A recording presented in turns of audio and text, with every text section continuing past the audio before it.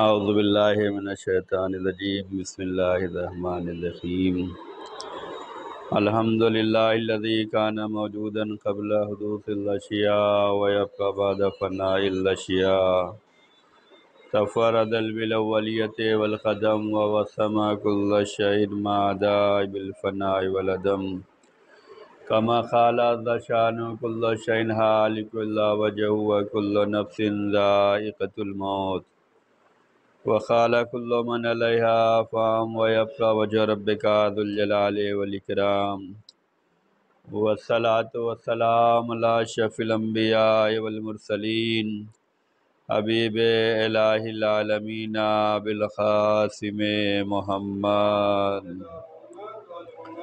وعلى اہل بیت الطیبین الطاہرین المعصومین المظلومین لا سیما بقیۃ اللہ الحجۃ ابن الحسن صلواتک علیہ وعلی آبائہ فی ہذہ الساعۃ وفی کل ساعۃ ولیا وحافظا وقائدا وناصرا ودلیلا وعینا حتی تسکنہ ارضک طوعا وتمتعہ فیہا طویلا اللہم صل علی محمد اما بعد اوصیکم ونفسی بتقوی اللہ ان اللہ یحب المتقین وقال یا ایھا الذین آمنوا اصبروا وصابروا ورابطوا واتقوا اللہ لعلکم تفلحون۔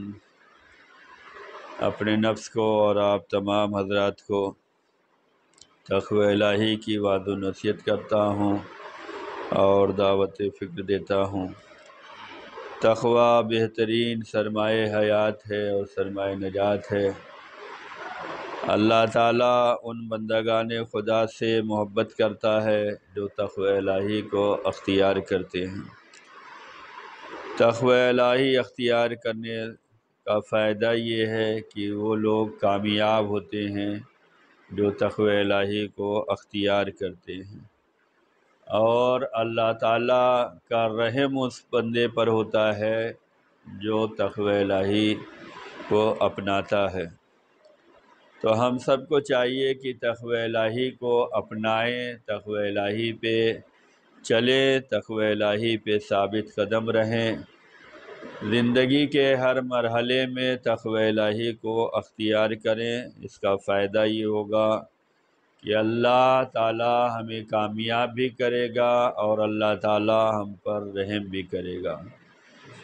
جس کے اوپر اللہ تعالیٰ کا رحم ہو جائے اس کی زندگی کامیاب زندگی ہوتی ہے، اور جو یہ چاہ لے کہ اس بندے کو کامیاب ہونا ہے تو اسے کامیابی ملنے والی ہے، اور اگر خدا یہ چاہ لے تو خدا کی راہ میں کوئی چیز رکاوٹ نہیں پیدا ہو سکتی۔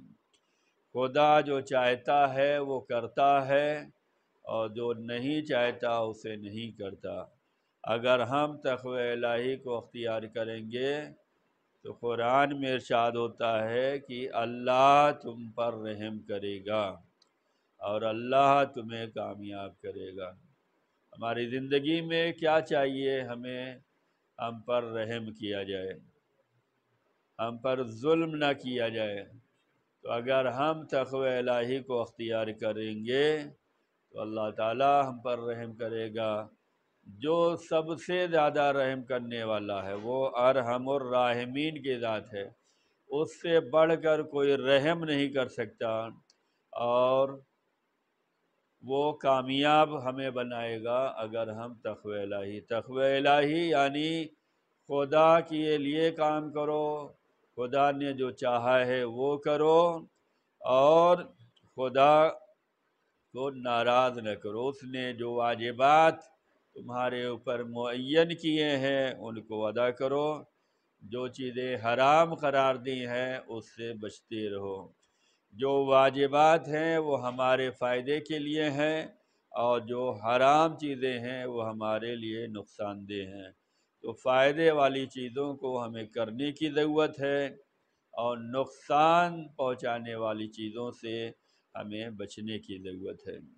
اگر ہم حلال اور حرام اور واجب اور حرام کا خیال کریں گے تو اس کے کئی فائدے ہونے والے۔ ایک، ہماری زندگی کے لیے جو چیز اچھی تھی وہ ہم نے بجا لائی ہے۔ دوسرا یہ کہ ہم نے خدا کے حکم کو مانا ہے، یہ بھی فائدہ ہونے والا ہے۔ اس ہفتے کی جو مناسبت ہے، آج ہے 25 رجب۔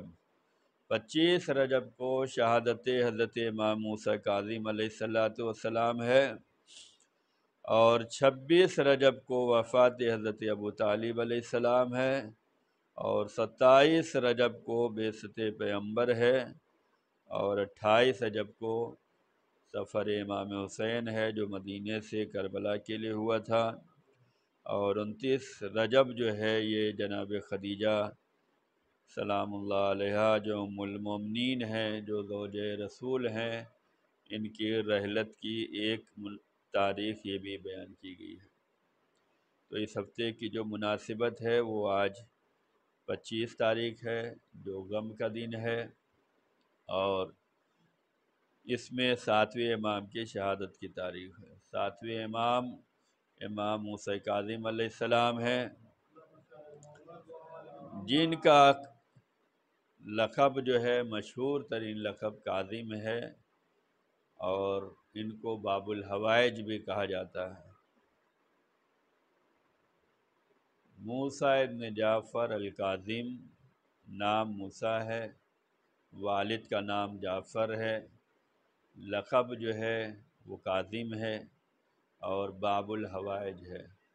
یہاں پر باب الحوائج کا مطلب کہ جہاں پر حاجتیں قبول ہوتی ہیں، وہ دروازہ جہاں پر حاجات طلب کی جاتی ہیں۔ تو آپ کو باب الحوائج بھی کہا گیا ہے۔ آپ کی زندگی زیادہ تر جو ہے وہ قید خانوں میں رہی۔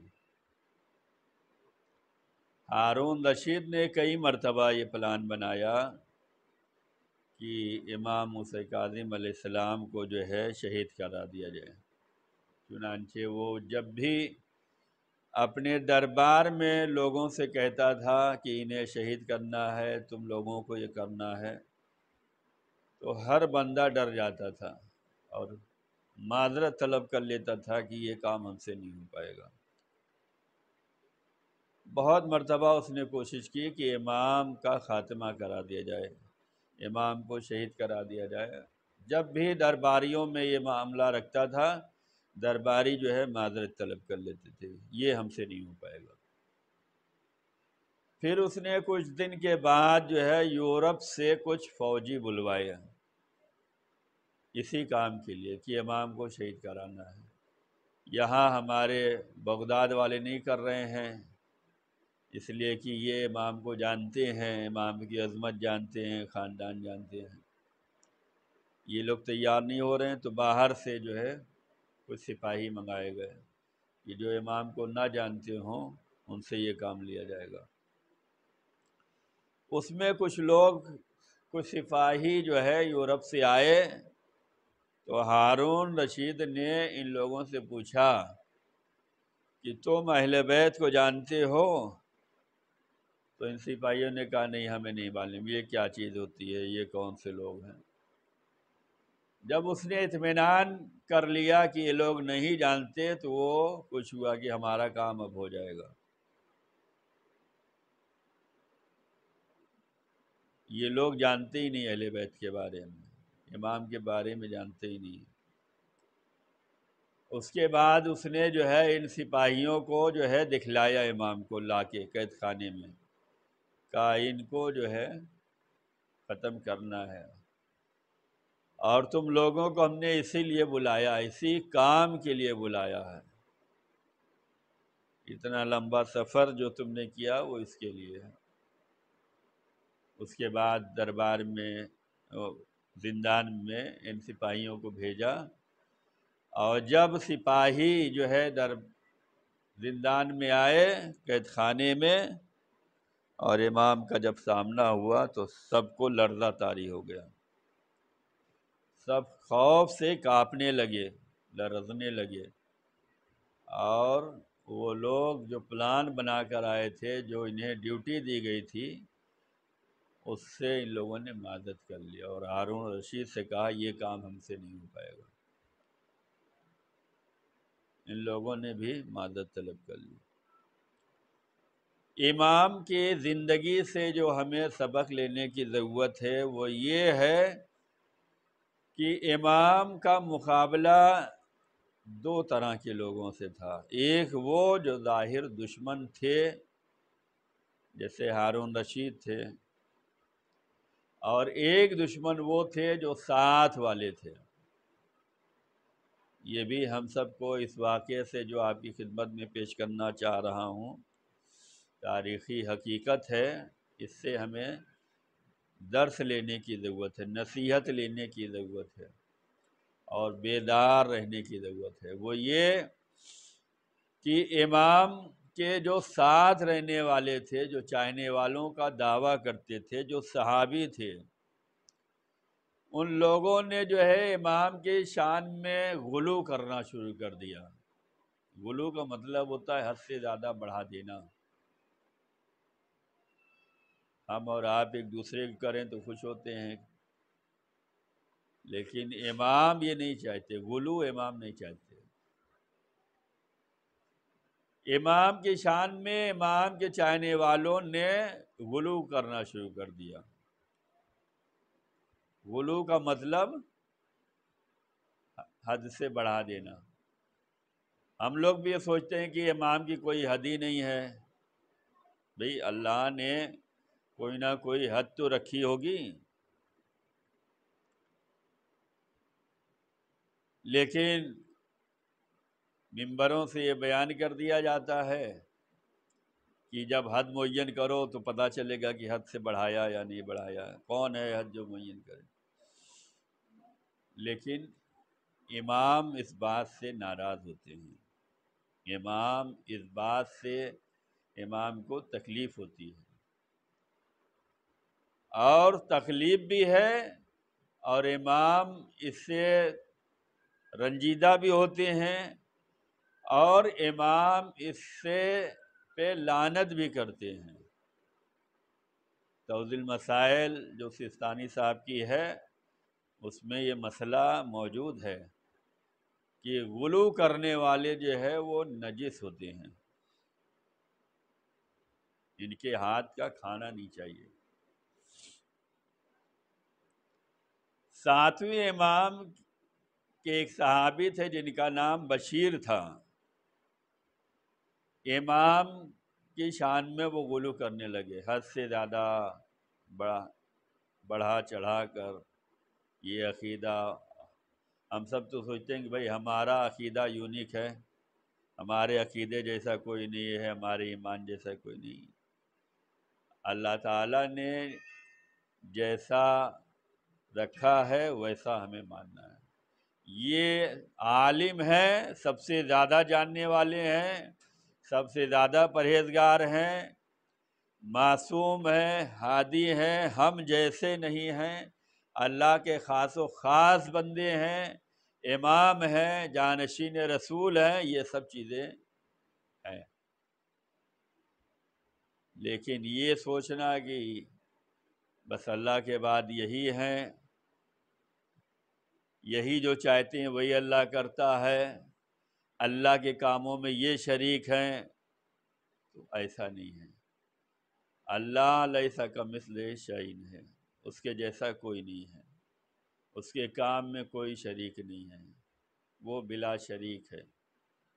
اگر اس کے کاموں میں، اس کے صفات میں کسی کو شریک بنائیں گے تو اسی کو مشرک کہتے ہیں، شریک نہیں بنانا۔ یہ جو بشیر تھا یہ امام کا صحابی تھا، صحابی کا مطلب چاہنے والا تھا، اس نے امام کی شان میں غلو کرنا شروع کر دیا، اور کچھ دن کے بعد اس کا الگ فرقہ ہی بن گیا، فرقہ بشیریہ بن گیا، فرقہ بشیریہ بن گیا۔ اس کے چاہنے والے بھی ہو گئے، اس کے ماننے والے بھی ہو گئے، اس کے عقیدے پہ چلنے والے بھی ہو گئے، امام نے فرمایا یہ نجس ہے، نجس ہے، اور امام نے بشیر یا فرقے پر، اور بشیر جو ان کا موجد تھا اس پر امام نے لعنت فرمائی ہے۔ غالی فرقہ اور بشیریہ فرقہ جو ہے وہ 7ویں امام کے زمانے میں وجود میں آیا ہے۔ یہ بھی ہمیں سوچنے کی ضرورت ہے کہ امام کا چاہنے والا وہی ہے جو امام کے بتائے ہوئے راستے پہ چلے، امام کی تعلیمات پر چلے۔ ایسا نہ ہو کہ اپنی مرضی شامل کر لے کہ نہیں ہم جیسا چاہیں گے ویسا کر لیں گے، ہم جانتے ہیں کہ ہمارے امام کیسے ہیں۔ نہیں، امام امام ہیں، جانشین رسول ہیں، معصوم ہیں، ہادی ہیں، رہبر ہیں، لیکن غلو نہیں کرنا ہے، حد سے زیادہ نہیں بڑھانا ہے۔ ایک نقصان یہ ہونے والا ہے کہ امام نے لعنت فرمائی ہے، اور لعنت کا مطلب یہ ہوتا ہے کہ رحمت سے دور کر دینا۔ تقوی الہی کا فائدہ یہ ہے کہ اس پر اللہ کا رحم ہوتا ہے جو تقوی الہی اختیار کرتا ہے۔ امام کی بات زیادہ قبول ہوگی یا ہم سب کی بات زیادہ قبول ہوگی؟ امام اگر کسی بندے پہ لعنت فرما دیں تو اس کا دنیا میں کیا رہ جاتا ہے؟ دنیا بھی بیکار ہوتی ہے اور آخرت بھی بیکار ہو جاتی ہے۔ تو ہمیں چاہیے کہ ہم امام کی زندگی سے یہ سبق لیں کہ امام نے جیسا چاہا ہے ویسا ہمیں زندگی گزارنا ہے، امام نے جیسی تعلیمات دی ہے اسی تعلیمات پر ہمیں اپنی زندگی کو گزارنا ہے، تبھی ہمیں کامیابی ملے گی، تبھی ہمیں نجات ملے گی، تبھی ہمیں راہ حق ملے گا۔ اور اگر امام کی راہ پر ہی نہیں چلیں تو ہم اپنے کو چاہے جتنا بڑا مولا کا چاہنے والا کہہ لیں، چاہے جتنا بڑا محب کہہ لیں، امام غلو کرنے والوں پر امام لعنت فرماتے ہیں۔ امام کی لعنت سے ہم سب کو بچنے کی ضرورت ہے۔ ہمیں چاہیے کہ ہم وہ کام کریں جس سے امام وقت جو ہے ہمیں دعائیں دیں، ہمارے اعمال سے خوش ہو سکیں۔ 26 رجب کو جو ہے وفات حضرت ابو طالب علیہ السلام ہے۔ جناب ابو طالب علیہ السلام جو مولا علی کے والد بزرگوار ہیں اور رسول اللہ کے چچا ہیں اور قبیلہ بنی ہاشم کے سردار ہیں۔ جناب ابو طالب کی جو ذات گرامی ہے، جو حق کے معرفت تھا، وہ مسلمانوں نے ادا نہیں کیا۔ اتنی بڑی خدمت رسول اللہ کی جو ہے جناب ابو طالب نے انجام دی ہے کہ جناب ابو طالب کے حوالے جب ان کے والد بزرگوار نے جو ہے رسول اللہ کو حوالے کیا تھا تو جناب ابو طالب نے فرمایا تھا کہ ہم جو ہے اس بھتیجے سے بہت زیادہ محبت کرتے ہیں اور ہم اس کی حفاظت بھی کریں گے۔ اپنے والد محترم سے کہا تھا جب جناب ابو طالب کے والد کا انتقال ہو رہا تھا، اس وقت انہوں نے وصیت کی تھی رسول اللہ کے بارے میں، اور ابو طالب نے ایسے ہی جیسے وصیت کی گئی تھی اس سے بڑھ کر جو ہے نصرت پیغمبر کیا ہے۔ ابو طالب کے کئی بیٹے تھے، سارے بیٹوں پہ رسول اللہ کو فضیلت دیتے تھے، زیادہ خیال رسول اللہ کا کرتے تھے۔ اب یہاں پر یہ نہیں سوچ سکتے ہم کہ ہمیں اپنی اولاد کا زیادہ خیال کرنا ہے یا ان کا کرنا ہے، نہیں، یہ رسول تھے، رسول اور امام ہم پر زیادہ حق رکھتے ہیں، اہل بیت ہم پر زیادہ حق رکھتے ہیں، ہماری اولاد سے زیادہ ہم پر اہل بیت کا حق ہے۔ اگر ایک طرف معاملہ جو ہے اولاد کا ہو اور دوسری طرف اللہ والوں کا ہو تو کسے مانا جائے گا؟ جناب ابراہیم کا امتحان آپ کے سامنے ہے کہ ایک طرف بیٹا ہے اور ایک طرف حکم خدا ہے، تو انہوں نے حکم خدا کو مانا ہے کہ خواب میں جو اللہ تعالیٰ نے حکم دیا تھا کہ ذبح کرو، اس پر انہوں نے عمل کیا ہے۔ جناب ابو طالب جانتے تھے کہ یہ رسول ہیں، یہ نبی ہیں، ان کو جو ہے اپنے تمام بیٹوں پہ فضیلت دیتے تھے۔ دسترخوان پر جب تک نبی نہیں آ جاتے تھے، ابو طالب اپنی اولاد کو روک کے رکھتے تھے۔ یہ احترام تھا، یہ نگہداری تھی، یہ عزت تھی، یہ حفاظت تھی۔ دشمن زمانہ تھا، کیوں؟ خدمت دین کر رہے ہیں، تبلیغ دین کر رہے ہیں، دین کے فرمان کو جاری کر رہے ہیں، دین کے احکام کو نافذ کر رہے ہیں، حکم خدا پہنچا رہے ہیں رسول، زمانہ خلاف ہو گیا۔ یہ کون آ گیا؟ نیا دین لے کر آ گیا ہے، نیا فرمان لے کر آ گیا ہے، ہم صدیوں سے جو کام کرتے رہے، یہ کون ہوتے ہیں روکنے والے؟ زمانہ دشمن ہو گیا۔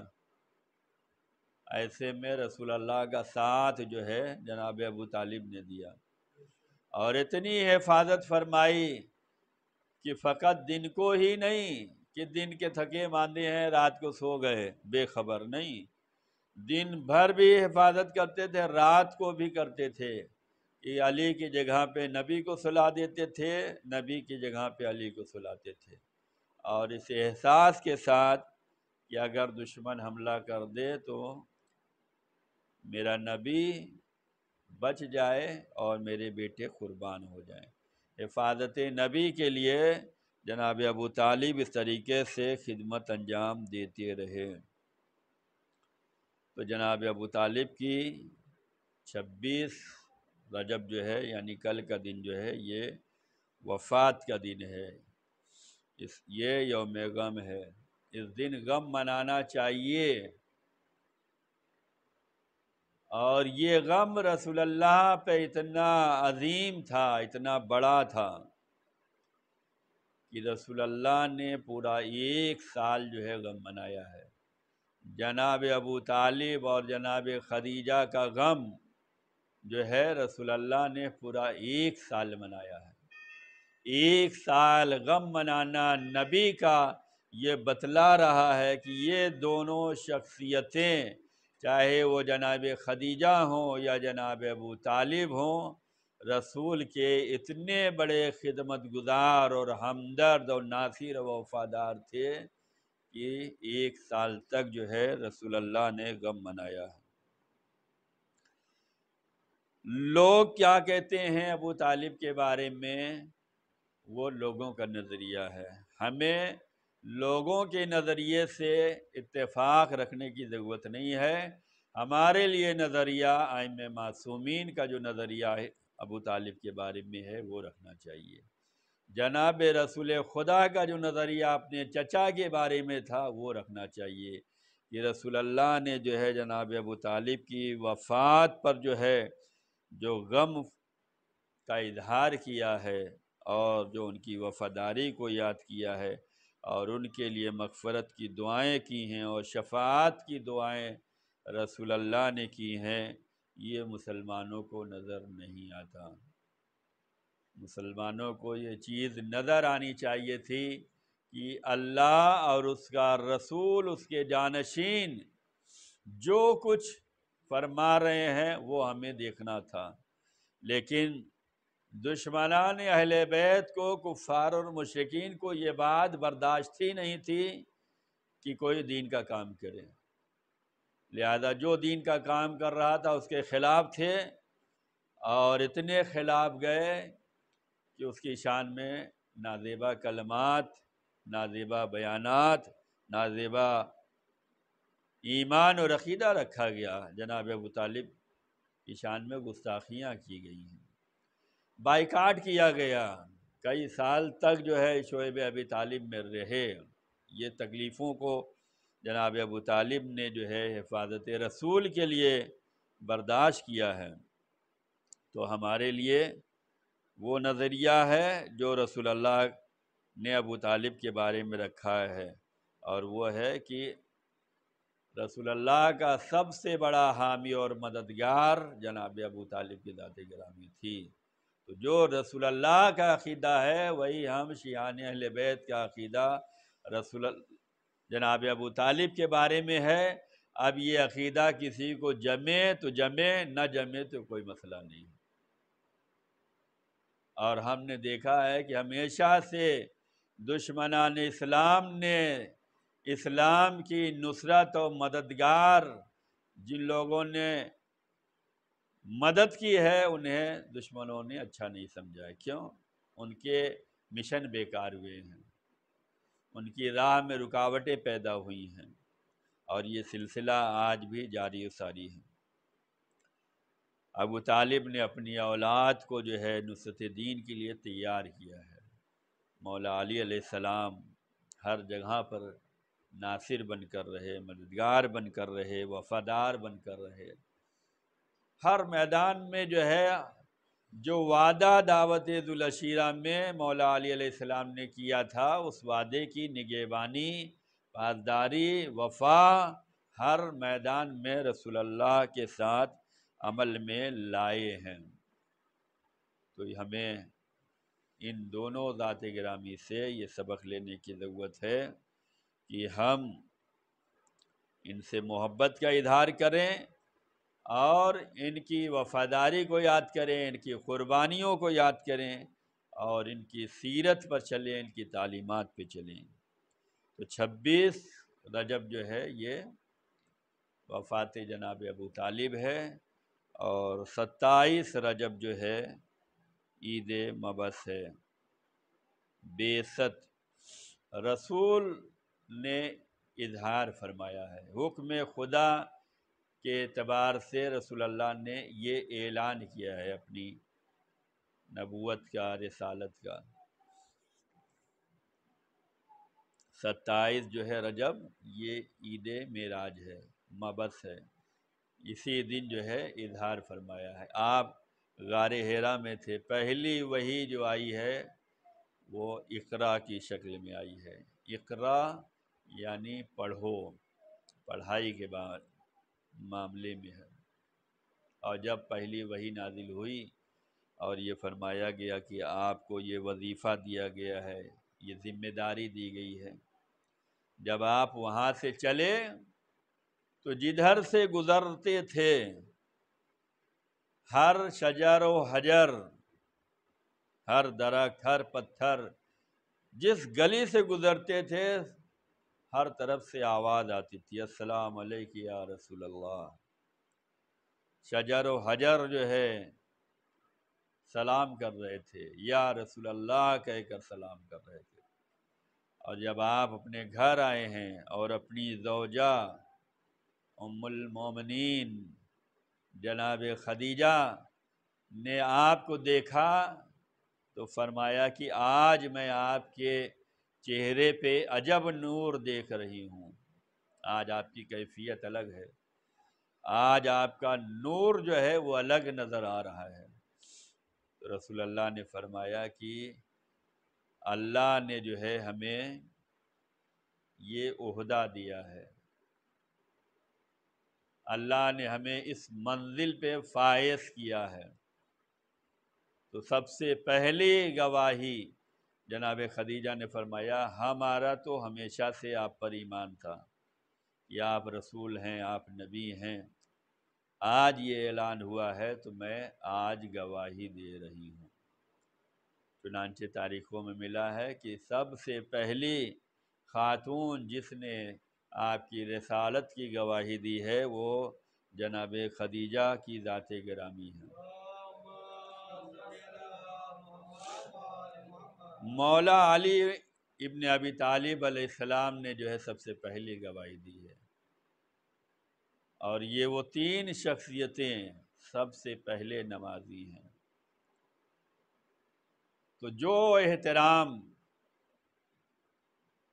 ازواج رسول میں جناب خدیجہ کا ہے وہ کسی اور کا نہیں ہے۔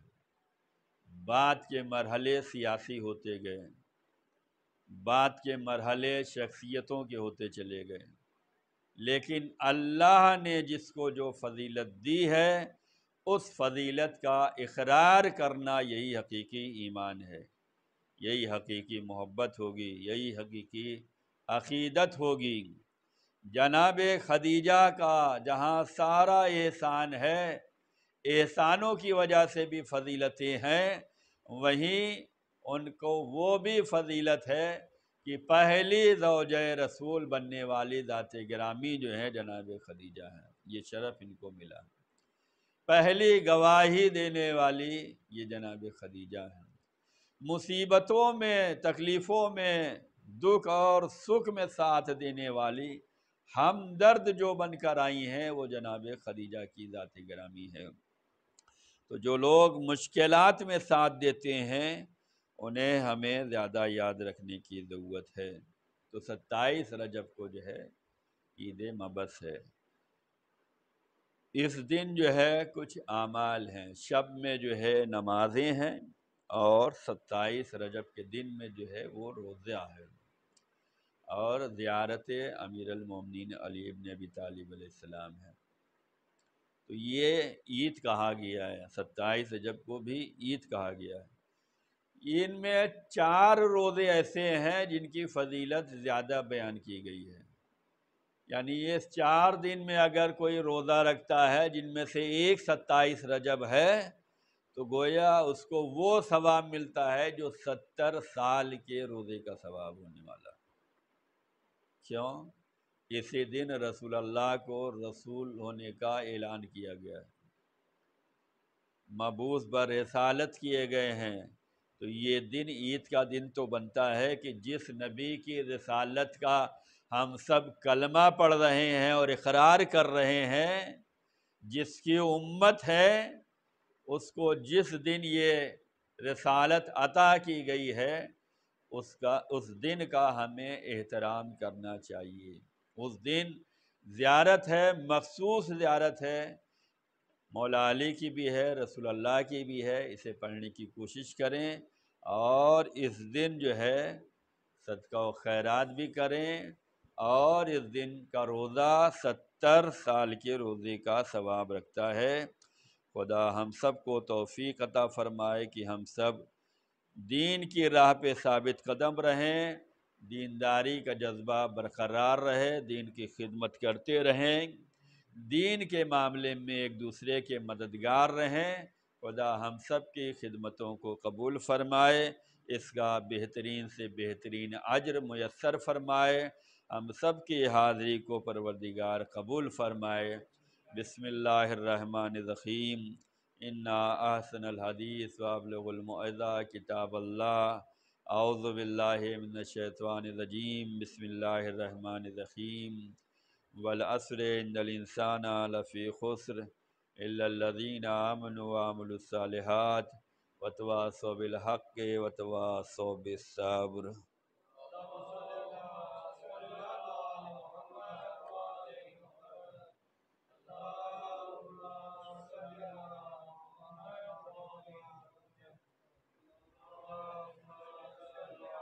اعوذ باللہ من الشیطان اللعین الرجیم، بسم اللہ الرحمن الرحیم، الحمد للہ الذی لا الہ الا هو الحلیم الکریم غافر الذنب وقابل التوب وهو الغفور الرحیم، سبحان من سبقت رحمتہ وغضبہ وبسط الیدین بالرحمہ، سبحان من لم یکلف نفسا الا دون وسعها وعفى عن السیئات ولم یجاز بها، سبحان من لا یزداد الامات العباد الا کرما وجودا ولا کثرت الذنوب الا عفوا وصفا، نشهد ان لا الہ الا اللہ وحدہ لا شریک لہ واشهد ان محمدا عبدہ ورسولہ واشهد ان امیر المومنین واولاد المعصومین حجج اللہ، اما بعد۔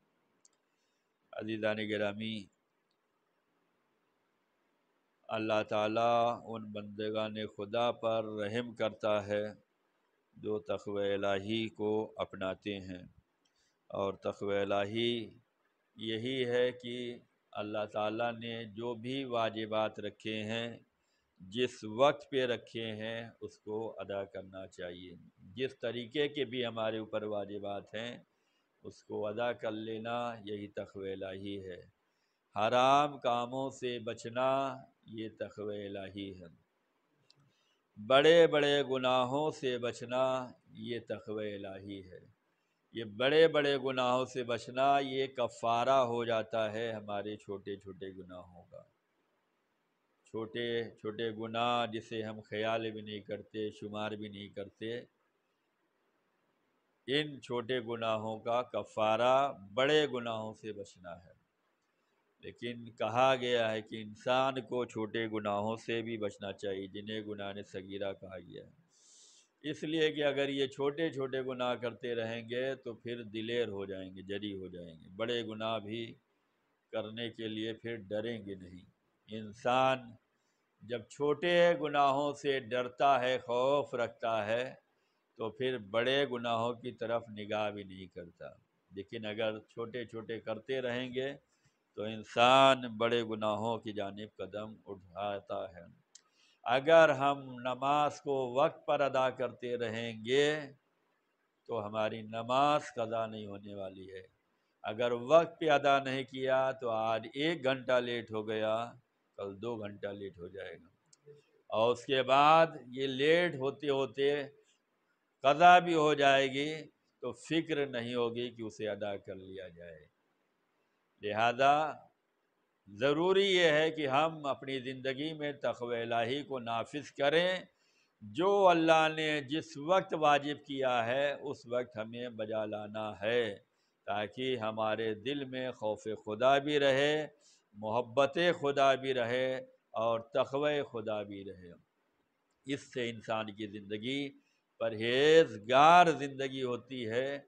پرہیزگار زندگی ہی کامیاب زندگی ہوتی ہے۔ جب ہم اللہ کے لیے وقت نکالیں گے تو اللہ ہمیں پر رحم کرے گا، اللہ ہمیں کامیاب کرے گا، اللہ ہم سے محبت کرے گا۔ محبت خدا چاہتے ہیں تو پرہیزگاری ضروری ہے، رحم خدا چاہتے ہیں تو پرہیزگاری ضروری ہے، خدا کا لطف چاہتے ہیں تو پرہیزگاری ضروری ہے۔ یہ ہم سب کا نماز جمعہ میں آ جانا یہ لطف خدا بھی ہے، یہ خوف خدا بھی ہے، یہ تقوی الہی بھی ہے۔ اللہ نے ہم پر رحم کیا ہے، اللہ نے محبت کا اظہار کیا ہے کہ ہم اللہ کی بارگاہ میں حاضر ہوئے ہیں۔ یہ شرف سمجھیں کہ اللہ نے آپ کو خاص بندوں میں شمار کیا ہے، ورنہ کتنے لوگ ہیں جو اس وقت جو ہے دنیاوی زندگی میں مشغول ہوں گے۔ یہ اللہ کا لطف و کرم تھا کہ اس نے آپ کے دل میں یہ تقوی الہی رکھا ہے، یہ خوف خدا رکھا ہے، یہ محبت رکھی ہے کہ آپ اس وقت نماز میں آ گئے۔ نماز میں آنے کے بعد اللہ کی بارگاہ میں مزید توفیقات کی دعا کرنی چاہیے۔ وقت نماز قبولیت دعا کا وقت ہوتا ہے۔ ایسے وقت میں جس وقت میں اللہ تعالیٰ نے نماز رکھی ہے، یہی وقت قبولیت دعا ہے۔ نماز کے بعد بھی دعا کریں اور اذان اور اقامت کے درمیان بھی قبولیت دعا ہے، تو آنے کے بعد دعا ضرور کرنا چاہیے۔ اور دعا وہی پاورفل ہے جس میں تمام مومنین کے لیے کیا جائے، اپنے برادران ایمانی کے لیے کیا جائے، اپنے والدین کے لیے کیا جائے، اپنے عزیز و اقارب کے لیے کیا جائے۔ اب آج کی وہ سب سے بہترین عبادت، جس عبادت میں اللہ اور اس کے ملائکہ اور تمام مومنین شامل ہیں، وہ محمد اور آل محمد علیہ السلام پر درود و سلام کا بھیجنا ہے۔ بسم اللہ الرحمن الرحیم۔ ان اللہ و ملائکتہ یصلون علی النبی یا ایھا الذین آمنوا صلوا علیہ وسلموا تسلیما۔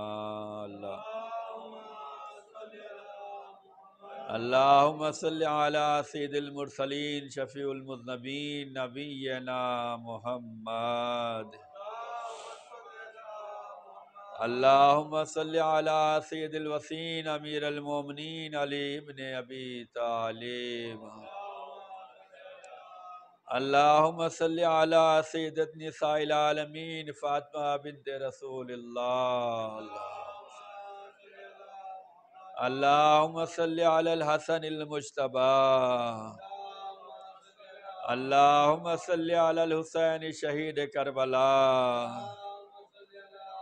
اللہم صلی علی علی ابن الحسین زین العابدین، اللہم صلی علی محمد ابن علی باخر النبیین، اللہم صلی علی جعفر ابن محمد الصادق، اللہم صلی علی موسیٰ ابن جعفر الکاظم، اللہم صلی علی علی ابن موسیٰ الرضا، اللہم صلی علی محمد ابن علی تقی الجواد، اللہم صلی علی علی ابن محمد ہادی النقی، اللہم صلی علی الحسن ابن علی الذکی العسکری، اللہم صلی علی مولانا صاحب العصر والزمان الحجت ابن الحسن القائم المنتظر المہدی،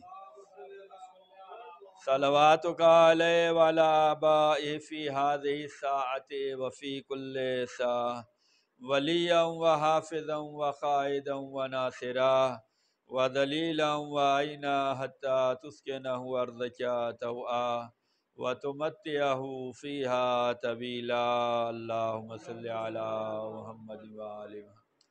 پروردگار ہم سب کی حاضری کو قبول فرما، ہم سب کے گناہوں کو معاف فرما، ہم سب کی پریشانیوں کو دور فرما، ہم سب کے روزی روزگار میں برکت عنایت فرما، ہم سب کو تمام آفات و بلیات ارضی سماوی روح جسمانی سے محفوظ فرما، ہر منزل پہ کامیابی عزت و نصیب فرما، ظہور امام میں تعجیل فرما، ہم سب کو امام کے خادم و ناصروں میں شمار فرما۔ بسم اللہ الرحمن الرحیم، قل هو اللہ احد اللہ الصمد لم یلد ولم یولد ولم یکن لہ کفوا احد۔